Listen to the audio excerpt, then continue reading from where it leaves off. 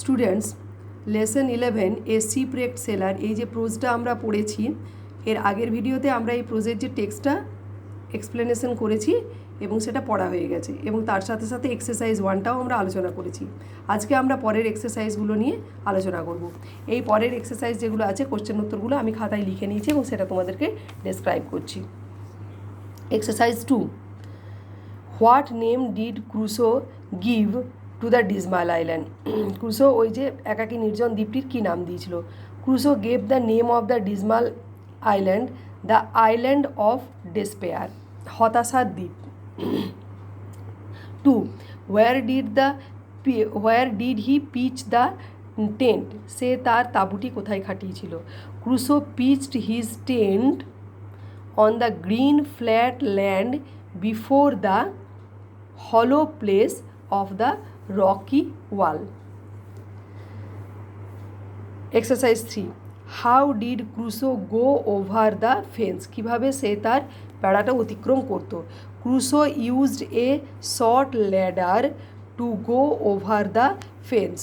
সে ওই বেড়াটি অতিক্রম করার জন্য একটা ছোট মইয়ের ব্যবহার করত।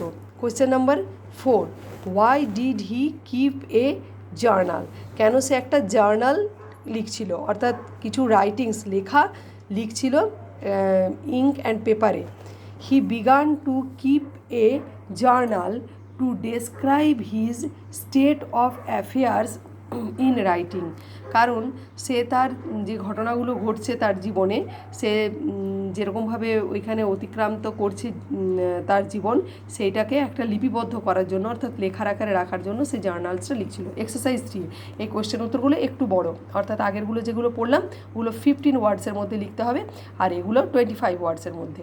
What were the items Robinson Crusoe collected from the wrecked ship? ওই ভাঙা জাহাজ থেকে কী জিনিস সংগ্রহ করে এনেছিল Robinson Crusoe? Robinson Crusoe collected some wood, cable, string, a knife, nails, a gun, a hammock and some canvas. He also collected from the wrecked ship some ink and paper, some money. এইগুলো সে সংগ্রহ করে এনেছিল ওই ভাঙা জাহাজটি থেকে। কিছু কাঠ, তার, ছুরি,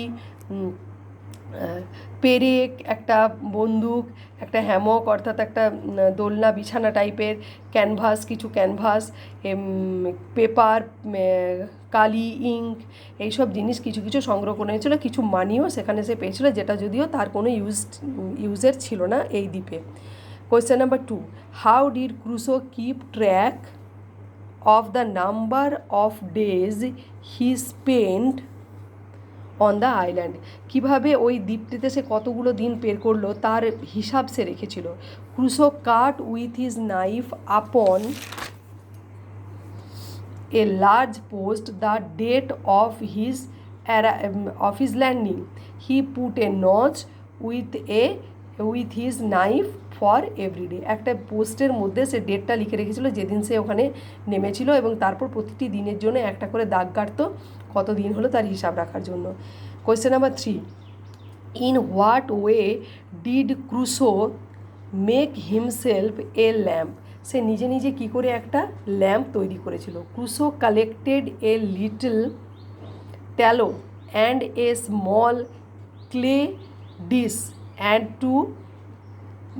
to this he added a wick and thus made himself a lamp. এটা আমাদের বইয়ে আছে।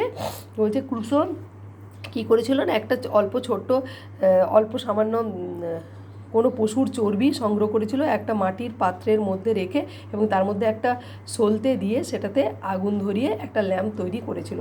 এরপরে আমরা চলে যাব এক্সারসাইজ, আমাদের হলো 2, 3, এরপরে হচ্ছে এক্সারসাইজ চলে যাচ্ছি 3 এর পরে 4-এ। এটা আমরা বই সলভটা করে নিয়েছি। এক্সারসাইজ 4-এ কী আছে না, এগুলো গ্রামাটিক্যাল পোর্শন চলে এলাম। Grammar in use, underline the adverbs and state their kinds. যেগুলো অ্যাডভার্ব সেগুলোতে আন্ডারলাইন করতে বলছে এবং কী টাইপের অ্যাডভার্ব সেটা লিখতে বলেছে। যে it is too hot today, আজকে প্রচণ্ড গরম। টুডেটা হচ্ছে অ্যাডভার্ব, কী ধরনের অ্যাডভার্ব না অ্যাডভার্ব অফ টাইম, সময় বোঝানো হচ্ছে। The girl seldom visits my house, মেয়েটি কদাচিৎ আমার বাড়ি আসে। সেলডম, সেলডমটা হচ্ছে অ্যাডভার্ব, সেলডম হচ্ছে adverb of frequency. C, he search everywhere for the book, everywhere হচ্ছে এখানে অ্যাডভার্ব, অ্যাডভার্ব অফ প্লেস, জায়গা বোঝাচ্ছে। দ্য বয় রানস ফাস্ট, ছেলেটি ভীষণ দ্রুত দৌড়ায়। ফাস্ট হচ্ছে অ্যাডভার্ব, অ্যাডভার্ব অফ ম্যানার, কীভাবে দৌড়ায় সেটা হচ্ছে তাহলে অ্যাডভার্ব অফ ম্যানার। এরপরে চলে যাই আমরা এক্সারসাইজ 5, কী দিয়েছে দেখি। Underline the clauses in the following sentences and state what kind of clauses they are. Clause, clause কোনটা ক্লজ এবং ক্লজের তলায় দাগ দিতে বলেছে এবং কী টাইপের ক্লজ সেটা বলা হয়, সেটা জানতে চাওয়া হয়েছে। আমরা জানি যে ক্লজ দুই প্রকারের আছে, principal clause and subordinate clause. এখানে কিন্তু সেটা জানতে চাওয়া হয়নি। এখানে প্রিন্সিপাল ক্লজ যেটা আমরা আন্ডারলাইন করছি না সেটা প্রিন্সিপাল ক্লজ, বাকি যেটা আন্ডারলাইন করছি সেটা হচ্ছে সাবঅর্ডিনেট ক্লজ। এবং সাবঅর্ডিনেট ক্লজ অর্থাৎ নির্ভরশীল যে ক্লজটা রয়েছে, বাক্যাংশটা রয়েছে, সেটা কী টাইপের ক্লজটা, কোন ধরনের ক্লজে পড়ছে সেইটা আমাদেরকে এখানে মেনশন করতে হবে। A, she asked me what my name was, সে জিজ্ঞাসা করলো আমাকে আমার নাম কী ছিল। এখানে হোয়াট মাই নেম ওয়াজ এটা হচ্ছে সাবঅর্ডিনেট ক্লজ এবং কী টাইপের সাবঅর্ডিনেট ক্লজ না এটা noun clause. She asked me, সে আমাকে জিজ্ঞাসা করলো, কী জিজ্ঞাসা করলো, হোয়াট মাই নেম ওয়াজ, এটা অবজেক্টের জায়গাতে বসেছে এবং এটা noun clause. B, he is a friend who has always help me, সে হচ্ছে এমন একটা বন্ধু যে আমাকে সবসময় সাহায্য করে। Who has always help me হচ্ছে সাবঅর্ডিনেট ক্লজ, কী ধরনের ক্লজ না অ্যাডজেক্টিভ ক্লজ এটা, বা বলতে পারি রিলেটিভ ক্লজ, একই রিলেটিভ ক্লজ বা অ্যাডজেক্টিভ ক্লজ একটি ক্লজেরই দুটি নাম, অর্থাৎ এটা অ্যাডজেক্টিভের মতো কাজ করে। হি ইজ এ ফ্রেন্ড, সে হচ্ছে আমার বন্ধু, সে বন্ধুকে ডেসক্রাইব করছে, দেখো বন্ধুটি কেমন বন্ধু না, who has always help me, অতএব এটা adjective clause. C, please enter the room when you are asked to, তুমি ঘরে এসো যখন তোমাকে বলা হবে আসতে। When you are asked to, যখন তোমাকে বলা হবে আসতে, এটা হচ্ছে সাবঅর্ডিনেট ক্লজ। কী ধরনের ক্লজ না অ্যাডভার্বিয়াল ক্লজ। অ্যাডভার্বিয়াল কেন, কারণ এখানে সময় বোঝানো হচ্ছে যে কখন আসবে না যখন, when you are asked to, অর্থাৎ এটা adverbial clause. D, that he will win is known to us, সে যে জিতবে সেটা আমরা জানি। দ্যাট হি উইল উইন এটা হচ্ছে সাবঅর্ডিনেট ক্লজ, কী ধরনের ক্লজ না নাউন ক্লজ। এটা দেখো সাবজেক্টের জায়গাতে বসেছে, কর্তার জায়গাতে বসেছে, এটা নাউন ক্লজ। এরপরে আমরা চলে যাই এক্সারসাইজ 6-এ। Identify the following sentences as simple, complex and compound. নিচের সেন্টেন্সগুলো সিম্পল সেন্টেন্স, সরল বাক্য নাকি কমপ্লেক্স জটিল বাক্য নাকি কম্পাউন্ড সেটা আমাদেরকে বুঝতে হবে। They predicted that it would rain, তারা প্রেডিক্ট করেছিল অর্থাৎ আগে থেকে বলেছিল যে বৃষ্টি হবে। কী ধরনের সেন্টেন্স, কমপ্লেক্স সেন্টেন্স, জটিল বাক্য। দ্যাট ইট উড রেন, যে বৃষ্টি হবে, এই জায়গাতে বোঝা যাচ্ছে এটা complex sentence. B, the weather being fine, আবহাওয়াটা খুব ভালো হওয়ায় the children went out to play, শিশুরা খেলতে বেরিয়ে গিয়েছিল। কী ধরনের সেন্টেন্স, সিম্পল সেন্টেন্স, সরল বাক্য।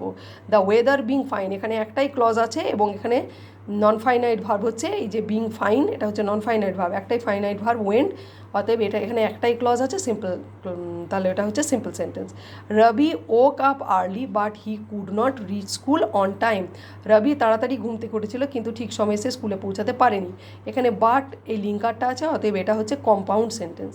Finishing his work my father return home, আমার বাবা কাজ সেরে বাড়ি ফিরেছিলেন, এটা হচ্ছে simple sentence. Finishing his work my father return home, এটা হচ্ছে সিম্পল সেন্টেন্স। এরপরে আমরা চলে যাই এক্সারসাইজ 7-এ। এক্সারসাইজ 7-এ সলভ করতে বলা হয়েছে, সেটা আমি খাতায় করে নিয়েছি, তোমাদেরকে এক্সপ্লেন করছি। একই এখানেও যেমন ডিরেক্ট করা হয়েছে সেরকম সেন্টেন্সটাকে ট্রান্সফর্ম করতে হবে, যেটা আমি পাশে লিখে দিচ্ছি ওই সেন্টেন্সে ট্রান্সফর্ম করতে হবে। Tatar hoped to do well in the examination, Tatar আশা করেছিল যে সে খুব ভালো করবে এক্সামিনেশনে, এটা কমপ্লেক্স সেন্টেন্সে করতে হবে, জটিল বাক্যে করতে হবে, আছে সিম্পল সেন্টেন্সে আছে। তাতার hoped that she will do well in the examination, এটা হয়ে গেল কমপ্লেক্স সেন্টেন্স। দ্যাট থেকে হয়ে যায় যে বাকি অংশটা হচ্ছে subordinate clause. B, the headmistress arrived and the meeting began, headmistress এলেন এবং মিটিংটা শুরু হয়েছিল। কমপ্লেক্স সেন্টেন্স, জটিল বাক্যে পরিণত করতে হবে। হোয়েন দ্য হেডমিস্ট্রেস অ্যারাইভ, যখন হেডমিস্ট্রেস এসেছিলেন, দ্য মিটিং বিগান, তখন মিটিং শুরু হয়েছিল। হোয়েন দ্য হেডমিস্ট্রেস অ্যারাইভ হচ্ছে সাবঅর্ডিনেট ক্লজ এখানে, অতএব এটা হচ্ছে complex sentence. Ayesha was surprised when she hard the news, Ayesha খুব অবাক হয়েছিল যখন সেই খবরটা শুনেছিল। এটা আছে কমপ্লেক্স সেন্টেন্সে, করতে হবে আমাদেরকে সিম্পল সেন্টেন্স, সরল বাক্যে করতে হবে সিম্পলে। Hearing the news Ayesha was surprised, খবরটা শুনে আয়েশা ভীষণ অবাক হয়েছিল। ডিএরটা, you must work hard to do successful in life, তোমাকে অবশ্যই কঠিন পরিশ্রম করতে হবে জীবনে সফল হতে গেলে। এটা আছে সিম্পল সেন্টেন্সে, করতে হবে কম্পাউন্ড সেন্টেন্সে অর্থাৎ সরল বাক্যে। ইউ মাস্ট ওয়ার্ক হার্ড, তোমাকে অবশ্যই কঠিন পরিশ্রম করতে হবে, and you will be successful in life, এবং তুমি নিশ্চয়ই জীবনে সফল হবে। এখানে অ্যান্ড এই লিঙ্কারটা দিয়ে দুটো ক্লজ যোগ করা হয়েছে, দুটো প্রিন্সিপাল ক্লজ যোগ করা হয়েছে, অতএব এটা সাবঅর্ডিনেট ক্লজ। তাহলে আমরা আজকের ভিডিওতে এতটাই পড়লাম, এক্সারসাইজ 7 পর্যন্ত, অর্থাৎ আমাদের লেসন 11-এর গ্রামাটিক্যাল পোর্শনটা কমপ্লিট হয়ে গেল। Thank you students.